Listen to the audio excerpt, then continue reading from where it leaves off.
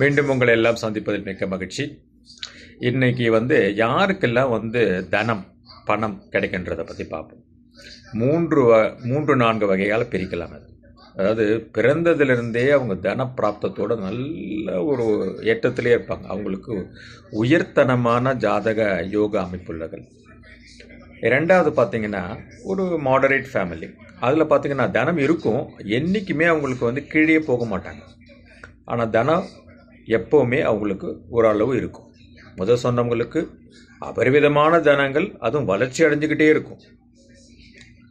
மூன்றாவதாக இருக்கிறவங்களுக்கு தனம் கொஞ்சம் எப்போவுமே அவங்களுக்கு பற்றாக்குறையிலே இருக்கும். இல்லைன்னு சொல்ல முடியாது, ஆனால் பற்றாக்குறை இருக்கும்.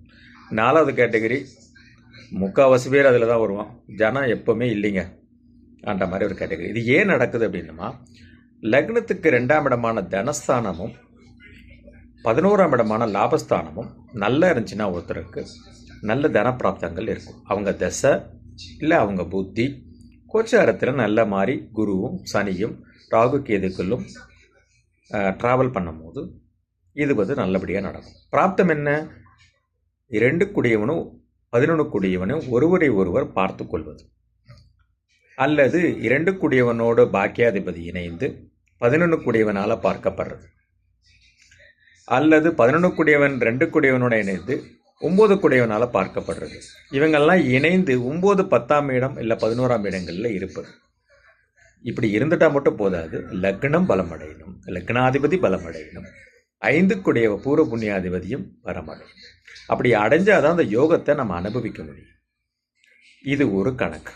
சரி, எனக்கு இந்த மாதிரிலாம் இல்லைங்க, எனக்கு தனம் வரணுங்க, என்ன பண்ணணும்? நல்ல கேள்வி.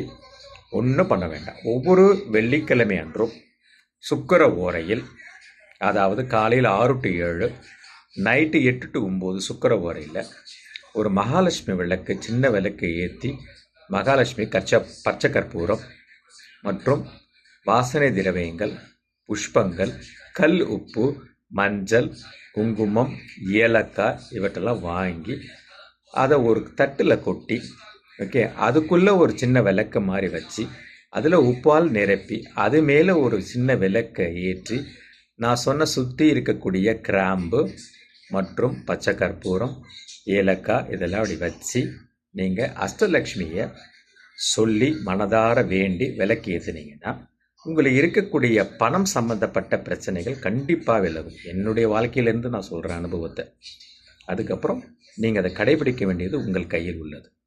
இப்படி வெள்ளிக்கிழமை தோறும் காலையில் 6 to 7 அல்லது 8 to 9 சாயந்தரத்தில் மகாலட்சுமியை நோக்கி வழிபடணும். லக்ஷ்மி குபாரன், ஓகே, யக்ஷாய குபேராய லக்ஷ்மி ஐஸ்வர்யேஸ்வராய, ஐஸ்வர்யேஸ்வரர்கிட்டேருந்து தான் தனம் வருது. அதே மகாலட்சுமியும் நம்ம யக்ஷனும் குபேரனும் தாங்கி பிடிக்கிற மாதிரி நீங்கள் ஒரு படத்தெல்லாம் பார்த்துருப்பீங்க. அடுத்தது தனகாரகன் குருவையும் மறந்துடக்கூடாது. ஐஸ்வர்யத்துக்கு அதிபதியான சுக்கிர பகவானையும் மறந்துடக்கூடாது. உங்கள் தனிப்பட்ட ஜாதகத்தில் 2ஆம் இடம் தனஸ்தானாதிபதியும் மறந்துடக்கூடாது.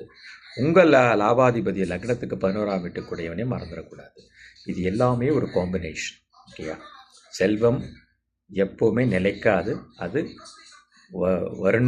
உருண்டோரிடம் இடம் தேடிடம் உருவமான பொருளே ஓரிடம் தகுமோ இது உள்ளார் உலகினில்லைன்னு வாங்க ஒரு பாட்டு. அருமையான பாட்டு. அந்த காலத்தில் 50-60 வருடத்துக்கு முன்னாடி வந்த பாட்டு. ஆகவே அப்பேற்பட்ட நிலையற்ற செல்வத்தை தேடி ஓடக்கூடிய பொருளற்ற வாழ்க்கை துரத்துதே, அவ்வளோதான். ஆனால் அந்த பணம் தேவைதான். அப்படி ஜாதக அடிப்படையில் பலமாக இருக்கிறவங்களுக்கு தானாகவே அது கிடைத்துவிடும். ஜாதகம் ரொம்ப வீக்காக இருக்கிறவங்களுக்கு இந்த 4 கேட்டகரியிலே கடைசி 3ஆவது கேட்டகரியும் 4ஆவது கேட்டகரியும் நடுத்தரவுக்கு கீழே பொருளாதார வசதி உள்ளவர்களுக்கும், பணமே இல்லை எப்போ பார்த்தாலும் பிரச்சனையாகவே இருக்குது அப்படின்னு சொல்கிறவங்களுக்கும் இந்த சுக்கிர வழிபாடு நலம் பயக்கும். அல்லது ஒவ்வொரு கிழமைகளிலும் வரும் குரு ஓரையை நீங்கள் பயன்படுத்தி கொண்டு உங்கள் ஃபைனான்சியல் டிரான்சாக்ஷனை அப்போது வைத்து கொள்ளுங்கள். நன்மையான பலன்கள் உங்கள் வீடு தேடி வரும். நன்றி. இன்னொரு பதிவை மிக விரைவில் சந்திக்கலாம். வணக்கம்.